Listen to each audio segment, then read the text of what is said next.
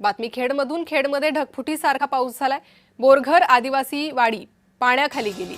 नातूनगरातील घरही जलमय झाले। नातूनगरमधील ग्रामस्थांना सुरक्षित ठिकाणी हलवलंय।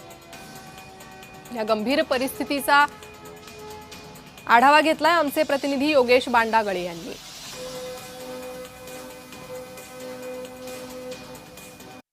रत्नागिरी जिल्ह्यातील खेडमध्ये सध्या पावसाचा जोर वाढत आहे। गेल्या 3 तासांपासून खेडमध्ये मुसळधार पाऊस कोसळत आहे। त्यामुळे खेड तालुक्यातील मुंबई गोवा महामार्गावर असलेल्या बोरघर मधली आदिवासी वाडीतील 27 घरं या ठिकाणी पाण्याखाली गेली आहेत। आपण माझ्या पाठीमागे बघू शकता, ही वावे मधला मुस्लिम मोहल्ला आहे। इथे 5 घरं आहेत आणि या मोहल्ल्यातील जी घरं आहेत तिथे सध्या पाणी शिरलेलं आहे।